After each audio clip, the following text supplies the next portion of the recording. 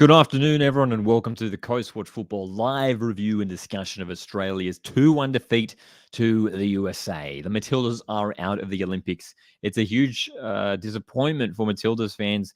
Heading into this tournament, we had high expectations and aspirations of coming home with the medal. Last Olympics, finishing in fourth place, we lost the bronze medal match. So that gave us that little bit of, we wanted to go that extra step and pick up the medal this time around. We knew it was going to be tough. Obviously, we had a tough group, but I don't think anyone expected it to be this much of a roller coaster. It was certainly there was plenty of emotions through this group stage. These three games: the loss to Germany, the crazy win against Zambia 6-5, and then eventually here the final loss to USA, which was I guess the real nail in the coffin here for the Matildas and their Olympic hopes. Are obviously, I mean, we were fingers crossed that results were going to go away in other games across the other groups. We were hoping that Colombia were going to get a result against Canada, but Canada got another win in their final group stage game, so the Tillies are out. And big news as well, just this afternoon, Tony Gustafsson and the Matildas have parted ways. His contract has expired and it will not be renewed. So that was a big sort of talking point surrounding this past week, and the Matildas and their shaky performances has been just mounting pressure on Tony Gustafsson over the last few weeks. And it has finally come to fruition that he has departed the job. So it's interesting now too, because so we're going to discuss, I guess, this tournament, this game against the USA, and also sort of looking ahead to what the future holds for Australia. What does that look like for the Tillies moving forward? Because, in terms of next head coach, in terms of personnel as well, I mean, it's something that I chatted about in my review. My review video is out right now on the channel if you want to check it out afterwards. Also, what happens next for the Tillies? It feels like this is a bit of a crossroads. It feels like this is a bit of a turning point for the Matildas. Yes, we do have to thank Gustafsson for obviously the commitment and the passion that he showed during his time as head coach of Matildas. I mean, getting our best finish at an Olympics and the Women's World Cup is a fantastic achievement. But over the last few years, there has been a lot of mixed results. It's been really up and down. There's maybe some question marks in terms of tactics, personnel, and we'll talk about that specifically in this game here. But to focus on this game now, I mean, Australia 1, USA 2. USA, we're heading into this game, I think, as big favourites. We know the class that USA possess, and they've got a really good record against us as well. It was a big, big ask to get a result from this game. Rodman scoring in the first half, concerns around conceding from a set piece once again for the Tillies, and then Albert scoring a fantastic goal from long range in the second half. Credit to the Tillies, though. I thought we did a good job to hold USA to just that one goal all the way up until that 77th minute. Gave ourselves a chance, and we'll talk about the formation and the setup and the tactics in a second. But we kept ourselves in the game right to the death. I do think we maybe left it a little bit too late to really push and go for it. I thought we did sit back a bit deep. Again, that's something I talked about in the last couple of games as well. The Germany game, the Zambia game, we're just sitting a bit too deep for my liking personally. I don't know. Maybe it's just I want to see us attack more. I want to see us create more opportunities. And that's the thing that was really lacking, I think, for the Matildas during this Olympics campaign. Alana Kennedy, great to see her get on the score sheet, that header. That tap in from right in front of goals. Michelle Heyman, who got the header down for Kennedy. She almost scored a header. You might remember just a moment later. An incredible opportunity that just passed her head. She had an incredible chance to make it 2-2, which, I mean, the vibe and the mood around Matildas fans would be very different if Atlanta Kennedy could have finished that gilt-edged opportunity right at the end in like the 93rd minute or whatever it was. So as we look at the lineup here, I mean, it was you got to give it to Gustafsson for really making some changes here, and especially just in terms of the formation. Bringing in Torpy was a big move, and I think one that most people are sort of pretty happy with. Would love to get your thoughts on it. Caitlin Torpy coming to the side at left wing back. She obviously featured off the bench previously in the tournament, and she's obviously a versatile player. And it allowed, Catley to drop into sort of that back line. We played with three central defenders, and those wing backs, got forward on occasion as well. And then the front three of Ford, Rasso, and Fowler. But for me, again, I mean, just feels like a missed opportunity not starting Michelle Heyman. I mean, you just look at the season that Michelle Heyman had last season in the A-League Women's competition at Canberra United. Absolutely fantastic. We were missing, I think, throughout this group stage, we were missing that focal point. we're missing that key target up top. And I mean, I said it before. A lot of you guys agreed with me too. I mean, it's something that's been discussed a lot over the last couple of games. After those games, where was Michelle Heyman? Obviously, she's been coming off the bench, but surely we have to be starting Michelle Heyman.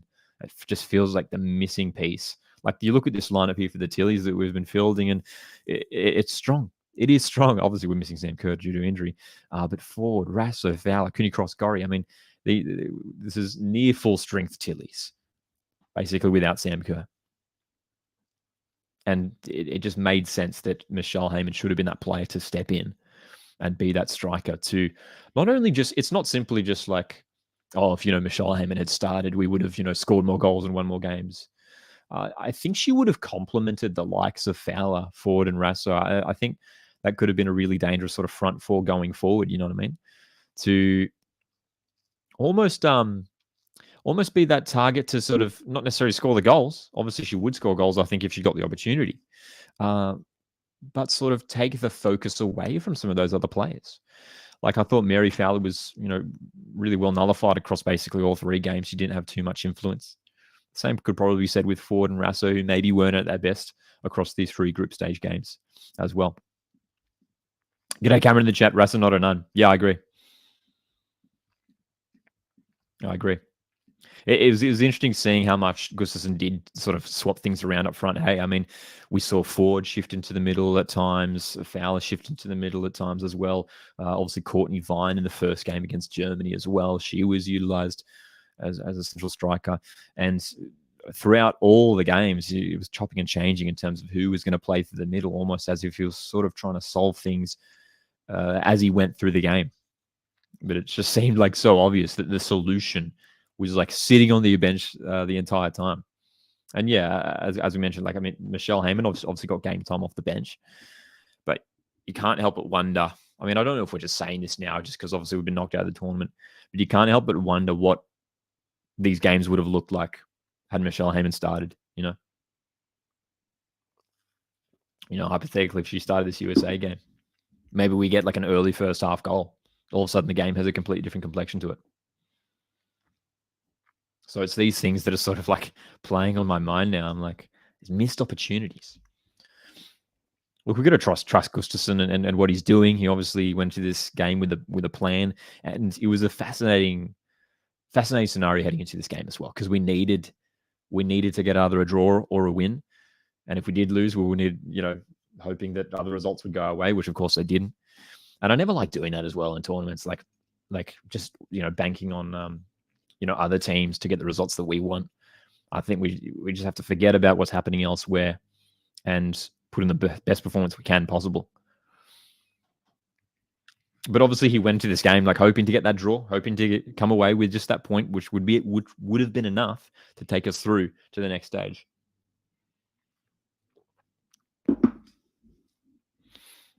I think as well as we see the game play out also, I mean, here's a look at the stats from the Olympics official website.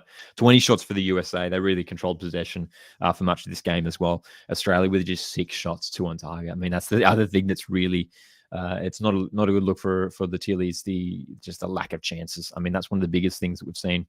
Not just, I get to say, not just in this tournament, but over the last 6 to 12 months in a handful of games. You think back to obviously the friendly against Canada prior to this tournament, and then the 2 friendlies against Canada at the end of last year in December. That was something that seemed quite apparent.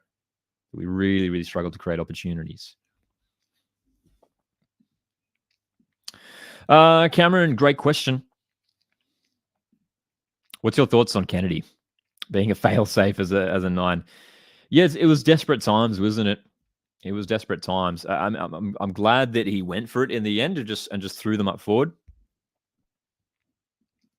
Let's have a look at that lineup. Basically went to a back four at the end and threw Alana Kennedy forward. Obviously, it's not ideal. Hey, it's not ideal that we don't have another forward to bring on, another striker to bring on to provide some more threat. We have to throw a defender up there. Of course, Kennedy grabbed the goal in the end, which is great.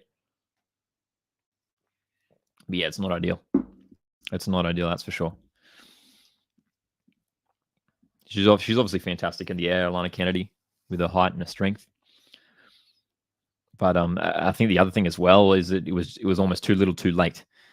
I think I would have liked to have seen Australia push a little bit more, take a bit more initiative earlier on in this game. It only felt like maybe when USA went up 2-0. Not even then. It was more like the 85th minute where we really started to look desperate and started to commit more numbers forward. But yeah, it was even around the 80th minute. I mean, we're still sitting back with just like 5 players at the back many times.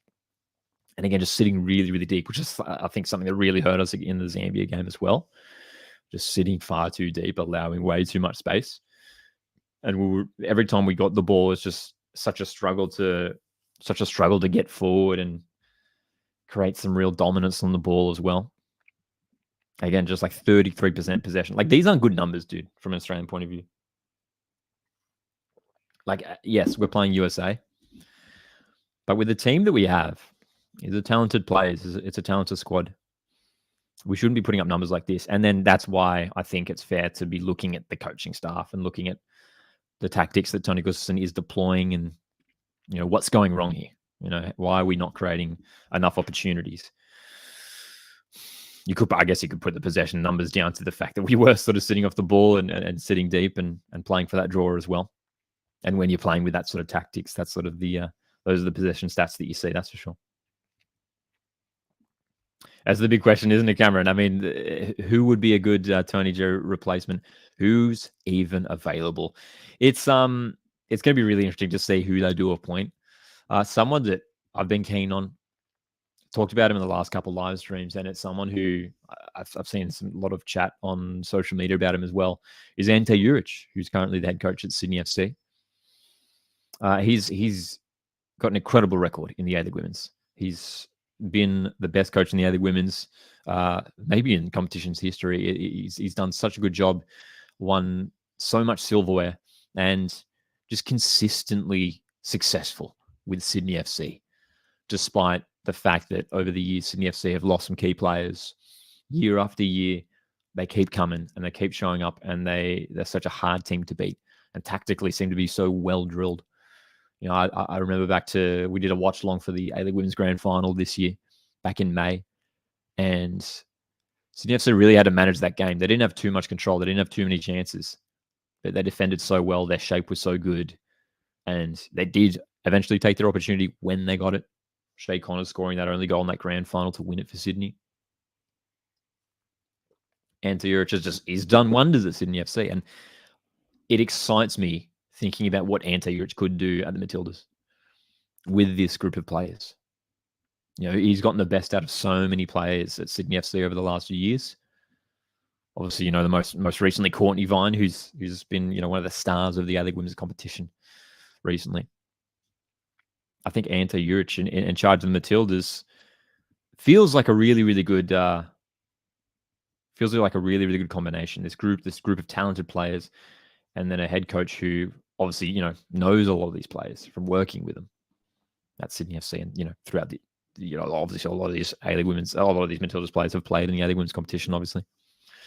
So that's like the main one that sticks out for me. I'm pretty sure like a couple of weeks ago, Ante Juric only just recently signed a 2-year extension at Sydney FC. So that's the only concern, that maybe that's might be hard to prime away from Sydney FC. And it'd be a huge loss as well for the Sky Blues if he was to depart. Hey, huge loss. Appreciate you guys tuning in for this live discussion following Australia's 2-1 loss to USA. We've been going live after every single group stage match for the Tillies. Always good to get your guys' thoughts as well. Going to be live for the next 45 minutes or so. These were my player votes for this game. Katrina Gorry, always a hard worker in midfield, came off in the second half and had an ice pack on the ankle. Hopefully everything's good there. And you got the sense that maybe Katrina Gorry, we know that she hadn't played much football this past season. Maybe she's still carrying something, potentially. Mackenzie Arnold made a couple of decent saves in this game. I think, look, she made a couple errors in, I think, the previous 2 games. But in this one here, I think it was worth recognizing her and her contribution, making just a couple decent saves to keep the scoreline to what it was. I mean, again, it's like slim margins. It was only 2-1. It was only 2-1, and on another day, Matildas could have come away with at least a draw. And then I think Alana Kennedy, worth recognising her and a contribution with a goal at the end as well.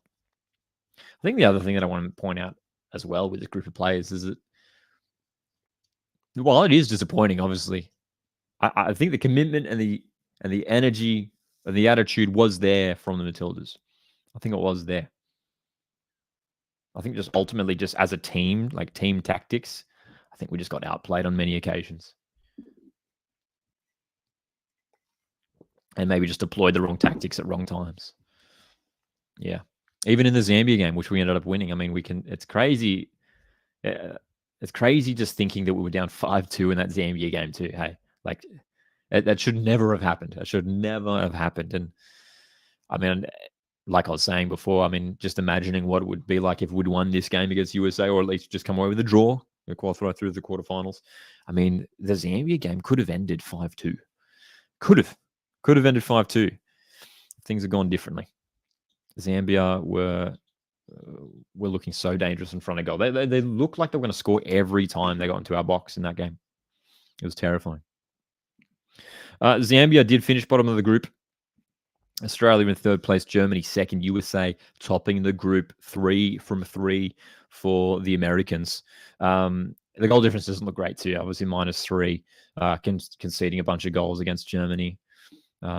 Obviously conceding 5 goals against Zambia, and then just the 2 here against USA. I mean, the goals against does not look good as well. Hey, g'day Valhoon in the chat. Hope you're doing well, man. So slim margins as well. I mean, it's pretty crazy thinking that we didn't even make it out of the group in third place with Canada's 6-point deduction. I mean, Canada, with following that deduction, to come up with 3 back-to-back wins to secure a spot in the quarterfinals, and we miss out, man. It hurts. It hurts. And just looking at that goal difference, maybe you could look back at that Germany game where it started, and maybe that really undid things for us. Maybe that sort of affected the confidence of the players potentially a little bit. -3 goal difference in the end. I mean, it was always going to be tough, though. Like, I know, like, it's super disappointing, and we did have those high aspirations, but it was always going to be difficult heading into this group. 3 teams who all featured at the Women's World Cup last year. USA, Germany, 2 of the top, 5 teams in the world. Zambia, obviously, I mean, we knew that they were going to be tricky, Zambia. We had never played them before, and we know that they are so dangerous in the counterattack. And we saw Barbara Banda score a hat-trick. It was always going to be tough. Casual Sydney FC supporter points out, if we had scored 1 more goal against Zambia or conceded 1 less against Germany, we would have gone through. It's a game of fine margins, isn't it? Football is a game of fine margins. It's painful too, hey. It's painful. If Spain had beaten Brazil 3-0 instead of 2-0 this morning. Yeah, man. That's the thing. I mean, like, we shouldn't have to have been in this situation, where we're just sort of keeping our fingers crossed for other games. Yeah. I think looking at these 3 games, the Germany game needed to be the one that I think we got a draw from.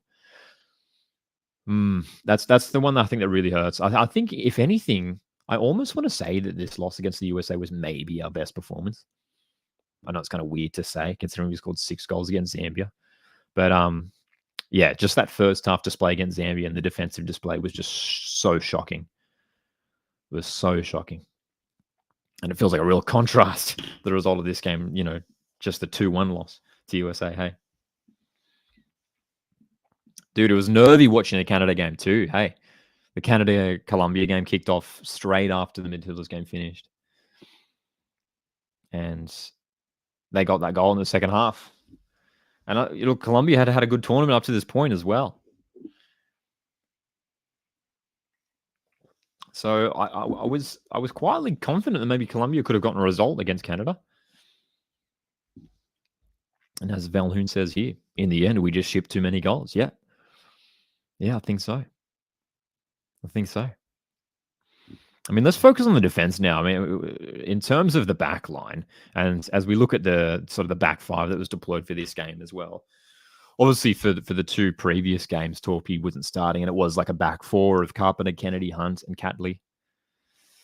I mean, that's the back four that we saw feature in the Women's World Cup, and they're all four. They're fantastic players. They're fantastic players. I think Steph Catley had a really, really good tournament. If anything, Steph Catley's probably our best player from this tournament. I mean, if I don't know what you guys think. If you feel like Steph Catley was maybe our best performer at this tournament, I feel like just her leadership and her, especially in that Zambia game, to score a couple goals and just keep Matildas in it, keep us fighting till the end, was really admirable. But that's the other thing as well. You look at this side, and again, like besides obviously Sam Kerr, who's missing due to injury, it's pretty much full strength. It's pretty much full strength. That's why it's like I've sort of been thinking about it today, and I've sort of been going back and forth, in terms of where it's going wrong for the Tillies. Are simply just the tactics that Gustafsson's deploying, are they just the wrong ones? Like, why are we being outplayed?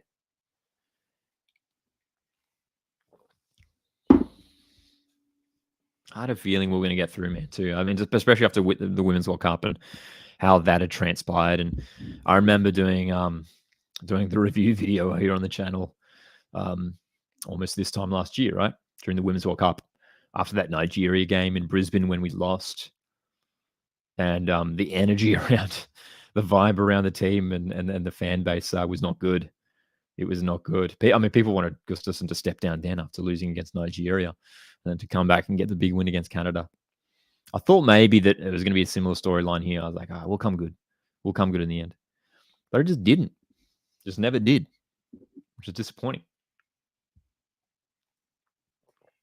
So that's the thing. It's hard to put the finger on in terms of where it went wrong. We can't look at like missing key personnel because pretty much everyone's there almost. That's an interesting point to make there, Valhoon. Only a handful of those players start at their clubs. I mean, could that be a factor? I mean, we mentioned earlier, Katrina Gorry didn't play much football this past season. I mean, maybe that's Valhoon. Maybe that's something worth considering. Potentially. There's a number of these players who potentially could end up at new clubs next season. We know Mackenzie Arnold's heading over to Portland Timbers. Sorry, not Portland Timbers, Portland Thorns. Portland Timbers. That's the MLS team, isn't it? Jerry J in the chat, g'day, says Tony was a good vibes manager, not a tactical head coach. He certainly had the vibes, didn't he? I mean, there was. We will fondly remember plenty of the memes that Gustafsson has provided for us over the years. Always wearing the green and gold scarf and everything. He had a good fashion sense, that man. But yeah, I mean, I do appreciate the way that Tony Gustafsson, held himself and spoke during press conferences and interviews and stuff. And you got the sense that he did really care about this team and these players and really wanted us to do well. And he was really, really invested in the project that we had here. He seems like a really, really genuine dude.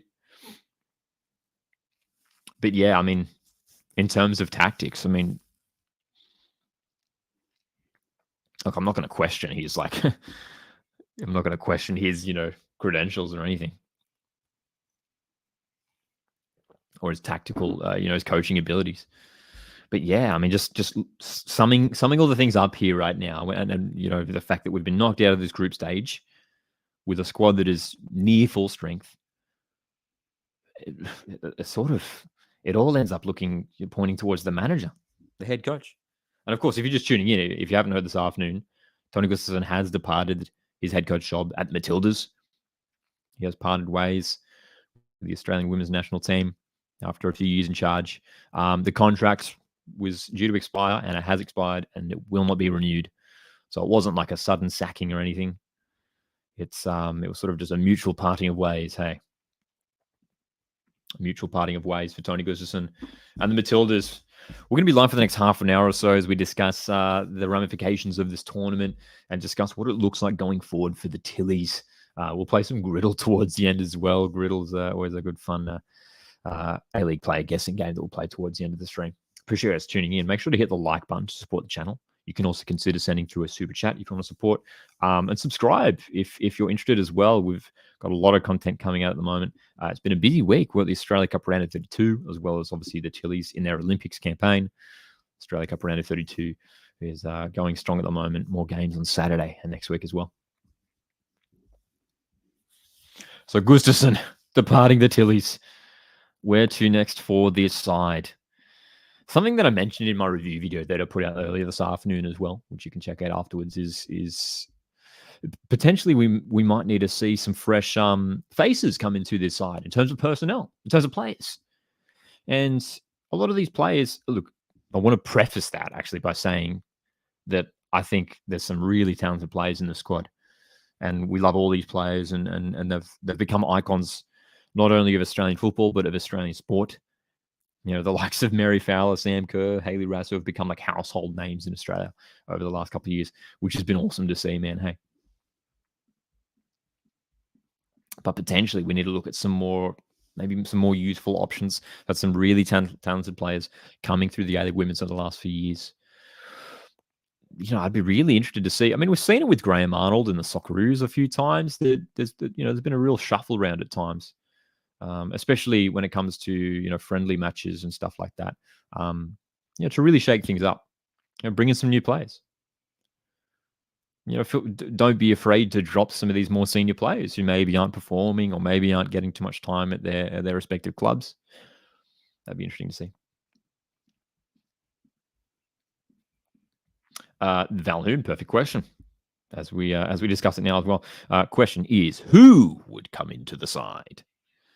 Younger generation. Yeah, I get the sense that there is a real talented younger generation coming through. We've got the Australian women's under-20s side featuring at the under-20s women's world. The under-20s women's World Cup. That's right. Later this year, right? I think after this tournament, I'm especially keen to keep a close eye on that one,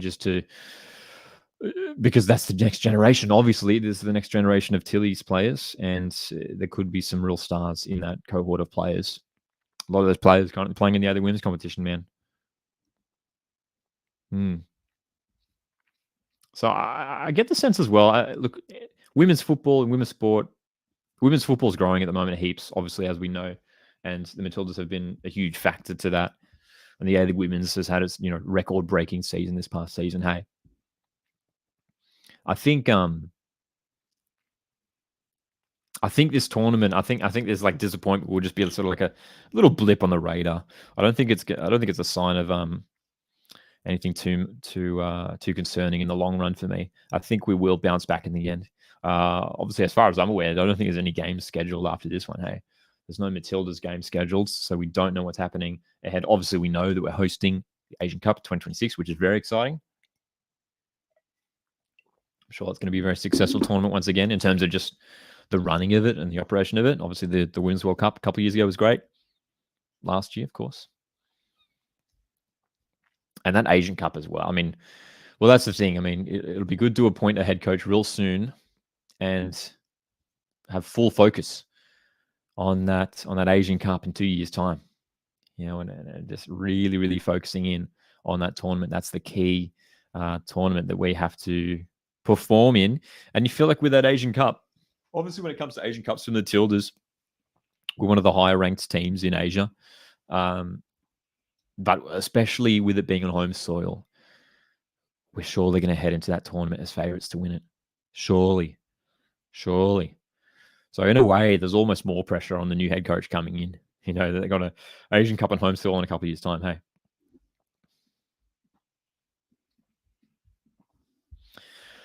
Probably comes down to the next coach. That's right as well. Yeah, and as I was saying before, I mean, who asked it before? Cameron asked it before in the chat. I mean, we were talking about who should come in next as Matilda's head coach, and the one that sort of comes to mind instantly is Ante Juric at Sydney FC, who's been so successful over the last few years. He feels like the obvious choice. But yeah, it's interesting to see who else, what other candidates they could be. I mean, whether they look to go abroad again, look from someone overseas. Some really talented coaches in the A-League women's competition at the moment. Love to see them get a run at the Chili's job, that's for sure. And I'm just really excited.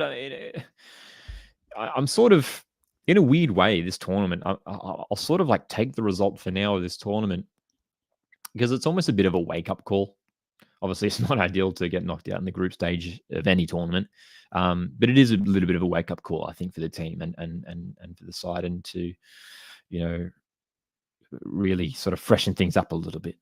It just felt like it's natural process that it was time for a fresher. And I said that, I remember a lot of you guys were here during the live stream that we did after the Germany game a few days ago, and that was my sentiment as well in that game, that I felt like regardless of whether Australia were going to get out of the group, it felt like it was time for Gustafsson to depart and to let that contract run up, even if we'd won a medal.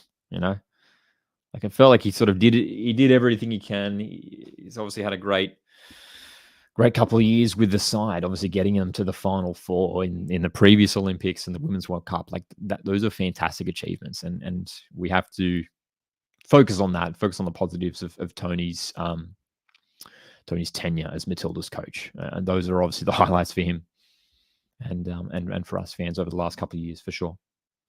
But this feels like a fresh era, a new start, and I'm really excited, dude. I'm really excited to see who comes in, and I'm really excited to see what they do with the squad, because you look at this playing group and it's so talented.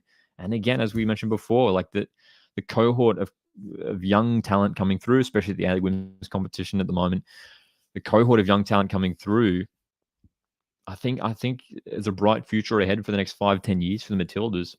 And I've felt the same way about the Socceroos, especially over the last 6 to 12 months. I'm feeling more and more optimistic. There's some fantastic young players coming through the Socceroos. I mean, we're all really excited at the moment with Nestori and Kunda at Bayern Munich, and I think I saw today it was announced that he's been included in the in the first team squad to head off for some preseason friendlies in South Korea. That's awesome for young Nestori and Kunda.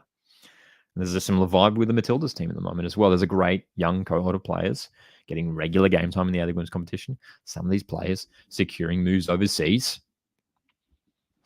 It's great to see. It's great to see.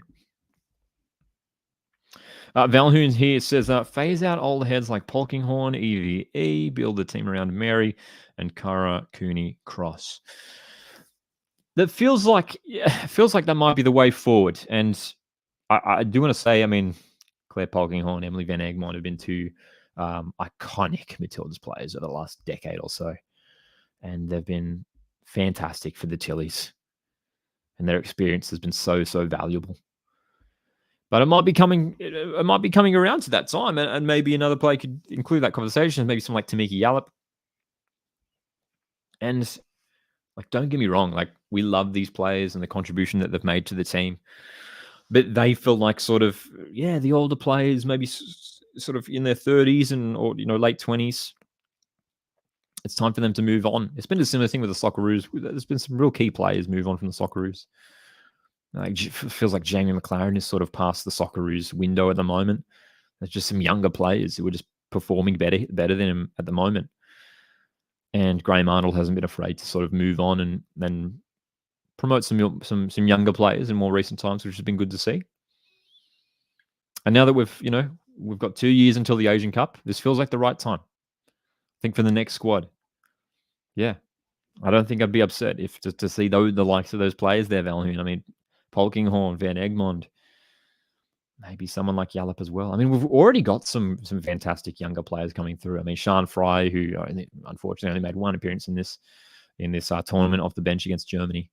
But Sian Fry is one, Torpy's one who's so talented. And obviously, a lot of these players are still very young, with the likes of Carpenter and Cooney Cross and Hunt. Mary Fowler has many great years ahead of her, I'm sure, as well. It's a talented team, talented group of players. Michelle Heyman as well, obviously another one. I mean, despite this was sort of the tournament, I think for Michelle Heyman, you feel like maybe this was the last hurrah in a way for Michelle Heyman, who's had a fantastic career over at club football and obviously where she's featured for the Matildas. And it's been an awesome story seeing Michelle Heyman return to the Matildas setup over the last 6 months. She obviously featured in the qualifiers against Uzbekistan and scored a handful of goals there as well, which is great to see. and at what, 36 years of age? Michelle Heyman. I mean, great story for her to come back, but yeah, I feel like that's the other position that sort of feels a little bit vacant at the moment.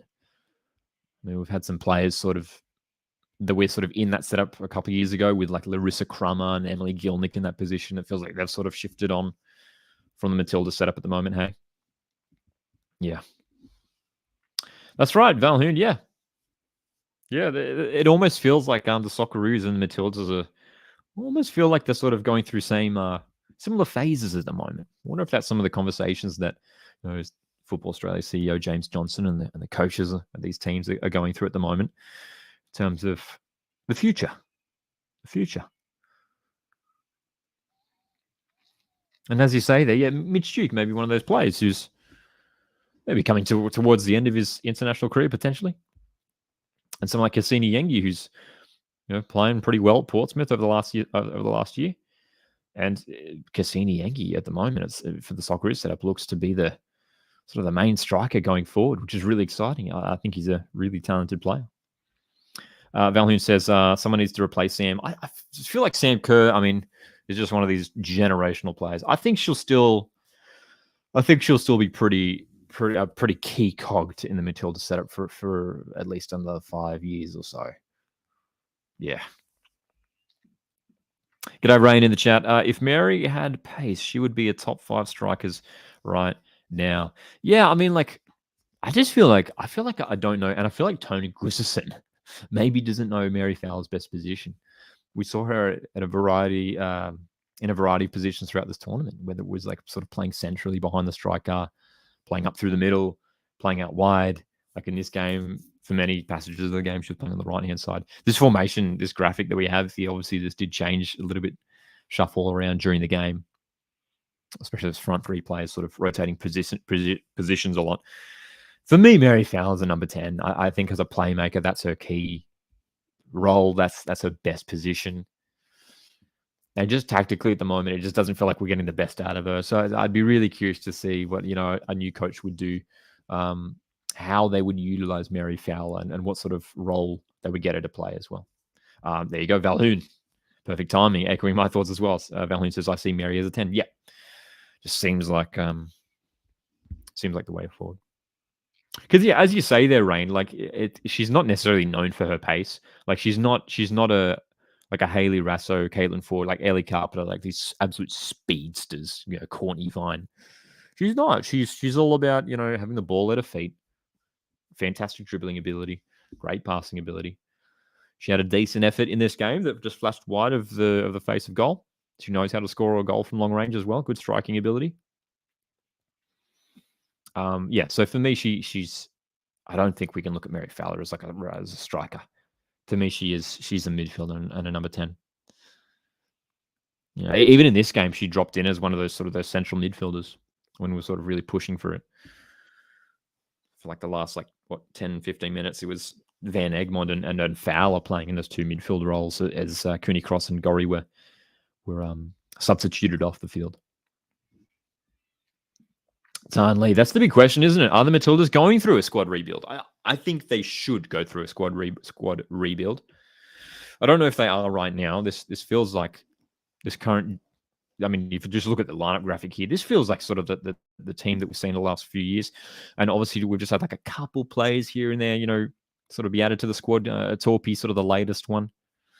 Sian Fry, another one. Claire Wheeler's come in the last year or so as well. Hey. But yeah, it feels like that maybe there needs to be a bit more of a drastic sort of shuffle around. And I feel like we have the opportunity now, use friendlies over the next couple of years to experiment, to give some more opportunities for the younger players who, are performing in the A-League women's competition and around the world. Valhoon says, I wouldn't say rebuild, more like a new phase. Yeah. Tell you what, it'd be interesting to do, and maybe it'll have to be a video that we do maybe next week following, after we digest this tournament and this result from this tournament, is maybe looking at, what does the Asian Cup 2026 squad look like for the Matildas? What does that squad look like? It'd be interesting. Hey, it'd be interesting. I feel like at least maybe half the players in that starting lineup would probably be there. Forward Rasso, I feel like they're our first choice wingers, and I feel like they have been for the last few years, and I think they will be for the next few years. Fowler as well. Cooney Cross, I think, is going to be a mainstay in midfield. I think she's one of Australia's top players in that back line. Catley, Carpenter. Again, I think they're pretty locked in to the fullback positions.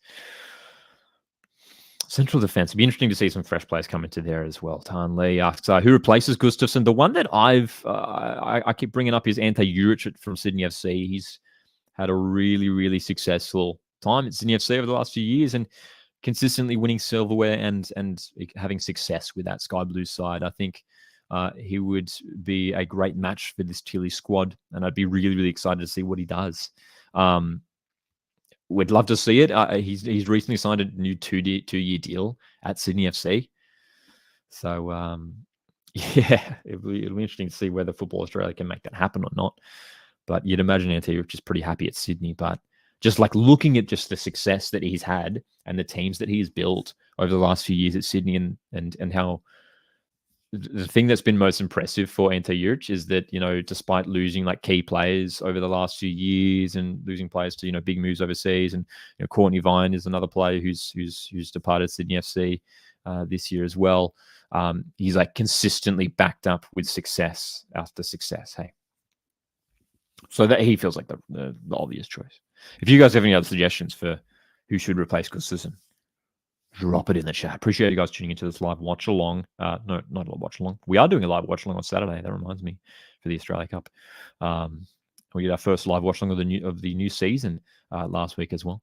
Thanks for tuning into this live discussion. We've been doing these live discussion streams after following match day of the Matildas games here in the Olympics tournament, and it's been great to discuss things with you guys, get your thoughts, and that's what we're trying to do here: create a bit of a community of like-minded football fans. And really interesting hearing what you guys have to say, what the people have to say. G'day, Rora in the chat says, I love Rasso. We all love Hayley Rasso. What a star. Why didn't they put Vine on? Asks Rora. Is a good question. Courtney Vine was on the bench, wasn't she? Yeah. It seemed like the game that she could have come on and had an impact, especially when we're chasing things late on. No Courtney Vine. We need some Aussie DNA, says Tanley. A bit of fight, a bit of spirit, a bit of heart, some belief. I mean, we saw some of that, Aussie fighting spirit in the Women's World Cup last year in that final group stage game against Canada. Show up with a big win.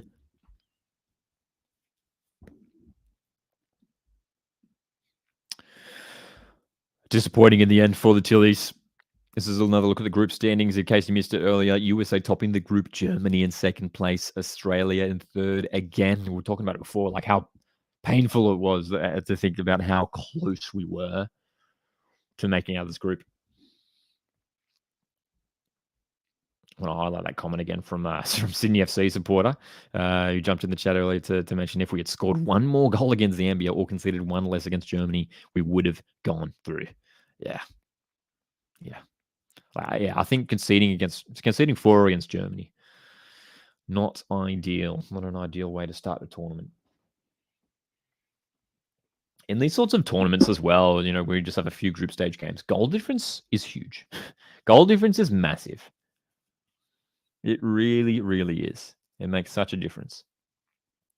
And it's hurt us here, Yes, we did get the win against Zambia, but we finished up with -3 in the GD.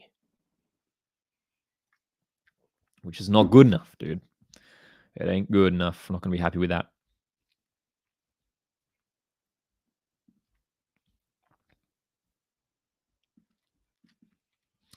I want to go back to what we're talking about a little bit before with this side and how it could look going forward, because it is quite an intriguing discussion in terms of what this side could look like for the 2026 Asian Cup, a tournament that we should have aspirations to win, and what that side looks like.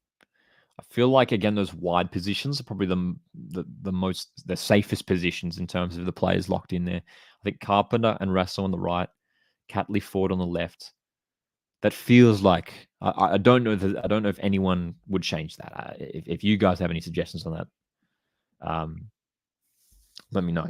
I mean, whether Courtney Vine maybe comes in for Rasso potentially, but that feels like that's like locked in for the next couple of years, right? Right side Carpenter Rasso, left side Cat Lee Ford. I think Cooney Cross is our best central midfielder. I don't think she's dropping out of the squad anytime soon. I think she actually had a decent tournament here. Did the best she could in the side. So Kyra Cooney Cross, Katrina Gorry, I think is still a fantastic player. It'd be interesting to see as well. Maybe just dreaming here, but if we did go to like a 4-3-3, bring in another midfielder to maybe complement those two midfielders there. Maybe a bit more of a defensive-minded midfielder. G'day, Nick in the chat. And Tarnley asks, when is Sam Kerr back? It's a great question. I don't know. When is she back? We know those injuries can be quite they could be out for quite an extensive period, hey. So I imagine it's still some months off. But I don't know off the top of my head. We'll see, hey. I guess maybe recovery can vary, but hopefully it's sooner than later, obviously. But Sam Kerr, I mean, that's the interesting thing as well. Like, does she jump straight back into this lineup? I'd imagine she would. Val Hoonan has pointed out here that she hasn't even started running again yet.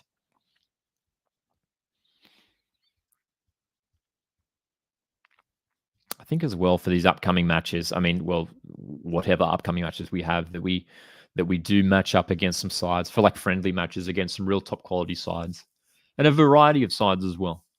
I think that would be good. Whether we can, take on some more sides from Europe, from, South America as well. We've faced Canada a number of times, 5 or 6 times over the last few years. We've played them enough. But yeah, some more South American teams, some European teams as well, just to get some, more experience against a variety of opposition as well. And make sure we're playing a real top-class opposition to make sure we're really getting a good barometer of sort of where this side is at too. But obviously we'll have a few international windows remaining this year. And we'll keep an eye on what the Tealies do announce. I'm sure they will announce something soon. Obviously, the Matildas are one of Australia's most beloved sporting teams. And it's great now. I mean, like for the foreseeable future, I think Tilly's games are just always going to be sold out on home soil now, which is so cool. Like, what a time to be living in. There's only a few years ago, I struggled to maybe get, maybe over 10,000 or so. Now we're selling out crowds for Tilly's games, which is awesome. Fortnite. G'day, man. How you going? Good to see you here. Nick Fadley asks, do you have a European clubs that you support? I am a Tottenham Hotspur supporter in the Premier League. Good to see you guys here in the live chat for this one. If you haven't done so already, consider hitting the like button and also sending through a super chat if you want to support the channel. We're going to go for another 10 minutes or so here. To finish off the stream, we're going to play a bit of Griddle. For those that don't know, Griddle is an A-League player guessing game, and it's always fun to try and test out the knowledge here live on stream. And we've had some mixed performances in recent times, but Griddles are powered by Ultimate A-League. Let's give it a go today to finish off our stream. Here we go. Let's see if we can give it a go. You guys can play this along at home as well, of course. Griddlegame.com.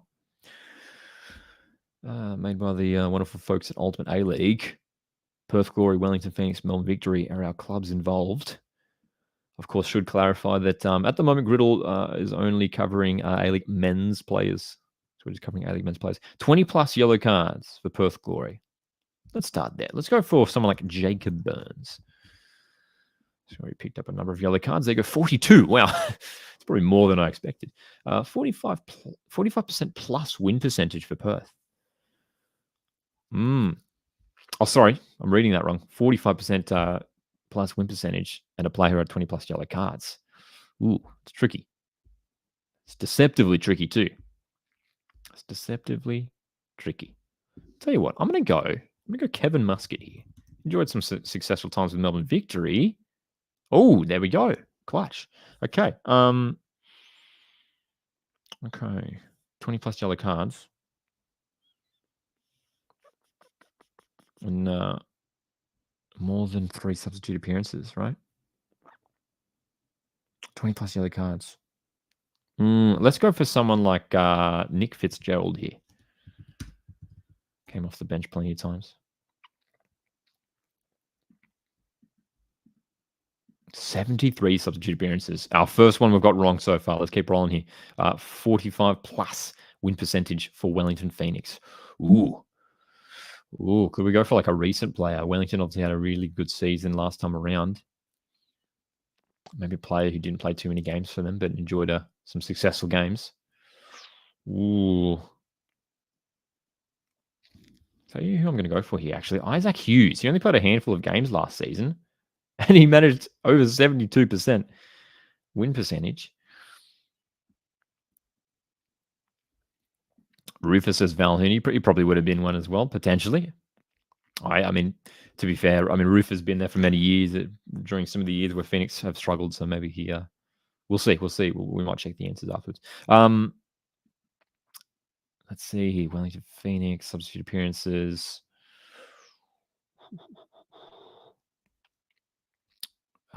This feels like this should be easy, right? Let's go for a player like Van Hattem. Oscar Van Hattem. Wait, dude, am I reading that wrong? I think that means less than 3 substitute appearances. Oh my gosh. To be fair, that'd be hard to get to. Less than 3 substitute appearances. I wouldn't have gotten either of those anyway. Melbourne Victory and less than 3 substitute appearances. Ooh. Yeah, see, that's a tricky stat, isn't it? Could probably go for like a goalkeeper who might have like come on. Who may have come on for like for an injury or something. Like, I don't know, Matt Acton. Random. Oh, there we go. There we go. That's a tricky stat, isn't it? Less than 3 subs. 45% plus win percentage for Melbourne Victory. Ooh, let's go Marco Rojas. I'm not doing much thinking today, am I? I'm just going for it. Ooh, dude, we were close with Rojas here. 2 more squares to finish off. Perth Glory and Wellington Phoenix. A bunch of players play for both of those clubs, hey? Let's go for Brandon Wilson. Brandon Wilson's played for both clubs. And for Perth Glory and Melbourne Victory, they've had a multitude of players play both clubs. Economides has played at both clubs. So it's mixed results today in today's Griddle. We always love playing Griddle in our live streams here. But we'll wrap up very shortly. As we finish off here, we're going to continue our discussions when it comes to this Matildas setup and how it looks going forward, and potentially what players we see maybe shifting on from the setup.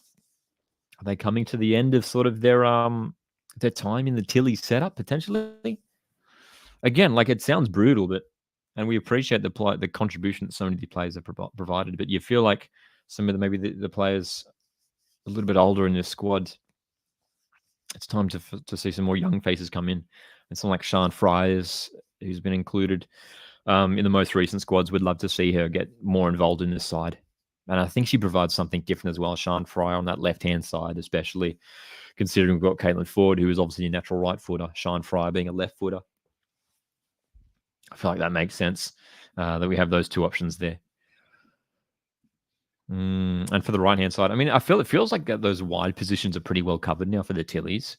As I was saying before, I feel like the wingers, Rasso and Ford, are pretty much locked in. And in terms of backup for those players, Fryer and Vine. So it almost feels like you could argue that our wide areas are the areas where Australia are most talented in at the moment. We would have so many like fast, athletic players. You know, Ellie Carpenter can be put into that category as well. She's obviously got a fantastic engine, fantastic pace. Gori's the one that I'm like looking at and thinking, she's still a fantastic player. I don't think there's any sign of her departing the Matildas setup anytime soon. But it would be interesting to see Claire Wheeler. I think in some upcoming friendlies, I'd love to see Claire Wheeler get even more game time. We saw her come off the bench in this USA game. She played at left back against Canada in that warm-up match a few weeks ago as well, and she played pretty well there too. So Claire Wheeler going forward could be one of these really handy squad players who maybe spends most of the time on the bench, but can come in and do a job wherever she's needed, whether that is in sort of like a fullback position or whether that is in a midfield position as well. But Claire Wheeler, I mean, I thought she had a pretty decent game as well. She obviously scored her first goal against China back in Sydney in when was that? June, wasn't it? May or June, a few months ago now. But yeah, Wheeler seems like the next one as well in terms of that sort of next crop of players coming through. But you look at, half that bench potentially could move on. Heyman, Polkinghorn, Van Egmond, Yallop, potentially the ones to sort of shift on as well. And then you've also got players who are named, sort of the alternate players who were named in the squad who weren't utilised much in these matches. But, I mean, Courtney Nevin, Charlotte Grant, a couple of decent options as well in defence. Love it, George. That's right. USA good, but not as good as the Matildas. Love the attitude. We love it. We spent most of the time this live stream discussing sort of the future for the Matildas, but we do have to acknowledge this game. Again, 2-1 to USA. So close in the end. I was so... Dude, when Alana Kennedy missed that last opportunity, that was the chance. That was the chance for Australia. I thought she had it too. I mean, it looked like the perfect opportunity because the USA goalkeeper had come out too, and it looked like if Kennedy got ahead on that, it could have been 2-2. And maybe this would be a very different conversation right now. This could be a very, very different conversation. But always good to see Alana Kennedy get on the score sheet, a rare goal scorer of the Tillies. Couldn't tell you how many goals she's got for Australia too, but it wouldn't be many, I'd imagine. So in terms of this setup moving forward, as we look ahead to the 2026 Asian Cup under a new head coach, very curious to see what it looks like tactically. Very curious to see what it looks like in terms of personnel. Is it time for the next generation to come through and be promoted to the squad? We've got the under-20 side featuring in the under-20 World Cup later this year. It's a huge tournament for Australia and one to really, really keep an eye on that take place in a couple months' time. That's one that we really have to keep an eye on. There's going to be some key players that if they step up in that tournament, they're really going to put themselves in the spotlight in terms of when it comes to Matilda selection. Who's going to be the players to step up and show that they're capable of stepping up into this Matildas setup. Again, still a fantastic group of players. Again, I want to round off by saying, another word on Tony Gustafsson. We appreciate just the work he's done, and he's got us to our best finish at a Women's World Cup and our best finish at an Olympics. So yeah, like he's obviously received plenty of criticism, but we have to take those positives away from Gustafsson's tenure. And I think we can all agree, and he probably agrees too, that it was time to move on. It's been an up and down last few years with some good results in terms of the tournaments, but in terms of what we're seeing tactically and maybe personnel, a little bit up and down, a little bit mixed. But we thank Tony Gustafsson for what he's contributed to this team. And heading forward, very, very excited to see who is appointed as the next Matildas head coach. I am hoping to see Ante Juric. I'm not overly confident that it'll happen. He's still the head coach at Sydney FC, but he just seems like such an obvious choice. He's had so much success in the other women's, and I'd imagine a lot of people are probably feeling the same, that we'd love to see someone like him be given the job at the Matildas. It just feels like the right decision to promote Ante Juric into this role at the Matildas, man. And again, just to see him get the best out of these players, like he's done over at Sydney FC over the last few years, I think there's a lot of potential there for an Ante Juric-led Matildas team. But there's a lot of whoever it is, dude. There's going to be an immense amount of pressure on them because we're hosting an Asian Cup, and we need to perform in that Asian Cup. We cannot afford to.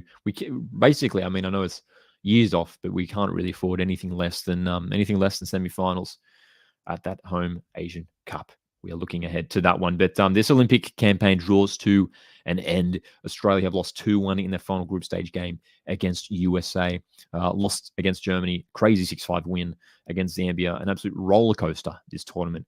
But it has indeed come to an end, and Australia have been eliminated, unfortunately. Very narrow margins in the end, but it wasn't enough for the Tillies. Guys, thanks so much for tuning in. Hit the like button on the way out. My name's Lockie. This is Coast Watch Football, and I'll see you guys in the next one. Cheers.